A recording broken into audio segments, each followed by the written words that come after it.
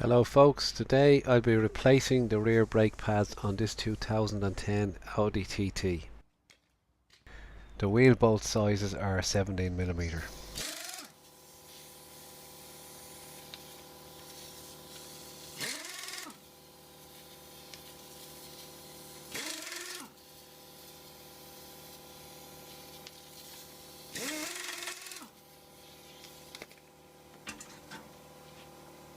Removing the brake fluid reservoir cap allows the brake fluid to rise easily when I push the pistons back in the brake calipers later on.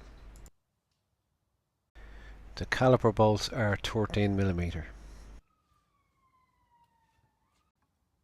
The pins that the caliper bolts go into are 15mm and they need to be held steady, otherwise they'll spin.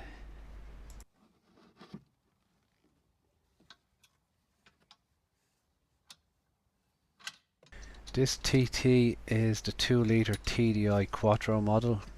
Brake pad replacement is identical on the other Mark II TTs.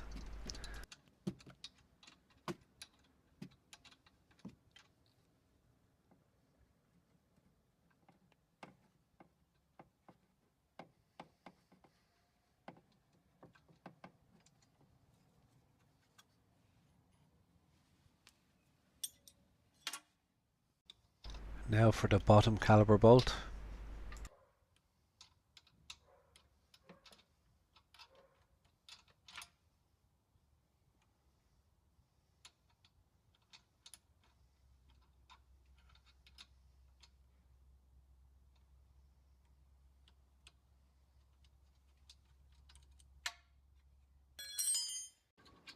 With the two bolts removed, I can pry the caliper off.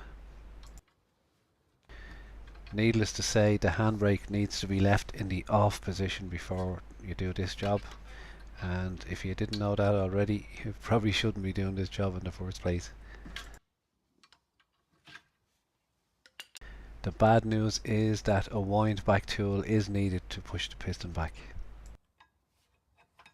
Let's get the old brake pads out of the way before we do anything else.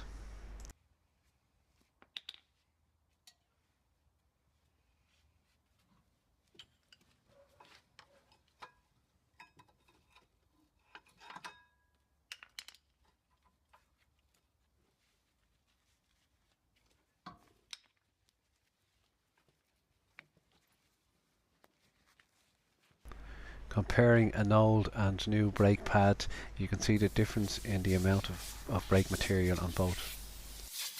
It's always a good idea to blow out the old brake dust, as brake dust is a main cause of brake squeal and other noises. This is the piston wind back tool I'm going to use for this job. The two pins on the adapter engage in the piston, and that's what locks it together when you're winding the piston back in. Now as the piston winds back in, it will push the brake fluid level up through the brake lines and cause the brake fluid level to rise in the reservoir. This is why I removed the cap from the reservoir, to allow the fluid to rise up without any pressure holding it back.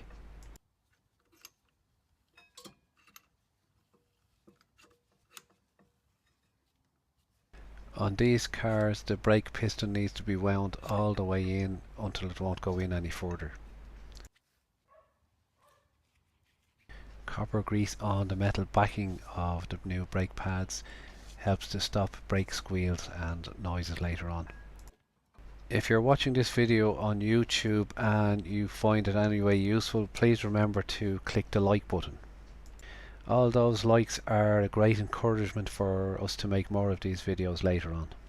So go on, reach over there and click it. It doesn't take much effort. Oh, and if you have any questions about this job, we have a forum at DIYcarguide.com and you're very welcome to post your questions there. With the new pads fitted, I can now replace the caliper, and it should squeeze in fairly easily. That's it.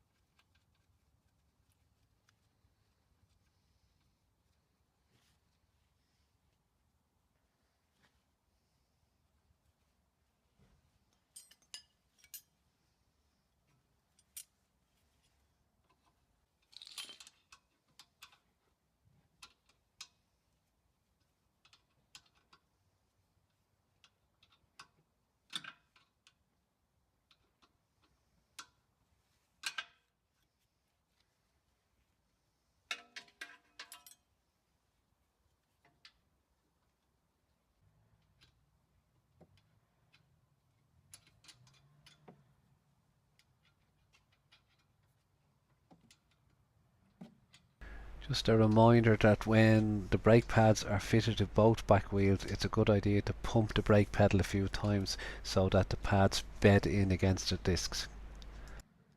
A last check of the brake fluid level before refitting the cap. And that's all for this time, folks. Thanks very much for watching.